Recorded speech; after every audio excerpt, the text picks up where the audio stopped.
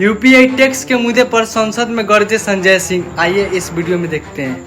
आप इस बिल में कह रहे हैं कि यूपीआई से जब आप पेमेंट करेंगे तो जो व्यापारी होगा, जो व्यापार कर रहा होगा, जिसके खाते में आप पैसा डालेंगे, उसके ऊपर हम टैक्स लगाएंगे। क्यों लगाएंगे आप टैक्स? छोटे छोटे व्यापार, सब्जी वाले पे, चाय वाले पे आप अतिरिक्त भार डालने जा रहे हैं। और देश के अगर मान लीजिए आप उनके ऊपर भार डालने जा रहे हैं, वो किसी उपभोक्ता का रिश्तेदार तो है नहीं मान्यवर, घुमा फिरा के वो अपने सामानों का दाम बढ़ाएगा, जिसका खामियाजा लोगों को भुगतना पड़ेगा, जिनके ऊपर टैक्स के बढ़ने के कारण महंगाई बढ़ेगी। तो ये दो तरह से मार करने वाला टैक्स है, नंबर एक। दूसरी बात, ये बिल लाया किन परिस्थितियों में गया है, ये देश को जानना जरूरी है।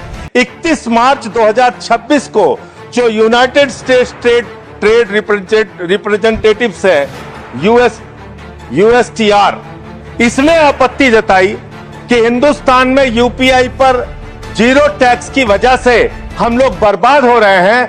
तो ट्रंप के दबाव में भारत की संप्रभुता को गिरवी रख के ये बिल लाया गया है। इसलिए इस बिल के हम खिलाफ। मान्यवर, बहुत कम स्पीकर हैं, एक आध मिनट का समय मुझे और दे दीजिए। मान्यवर, आपका जो समय, विदेशी दबाव में आपका तो भारत की संप्रभुता को गिरवी रख के आप ऐसा बिल ला रहे हैं जिसमें फॉरेन इन्वेस्टर्स को तो आप टैक्स में 100% एग्जम्पशन दे रहे हैं, लेकिन जो हिंदुस्तान में छोटे छोटे व्यापार करने वाले लोग हैं उनके ऊपर आप टैक्स लगाने जा रहे हैं। खत्म कर रहा हूं सर, 30 सेकंड और दे दीजिए। मान्यवर, यह सरकार कहती है यूपीआई के पूरे सिस्टम को मैनेज करने में आपको पैसा खर्च करना पड़ता है।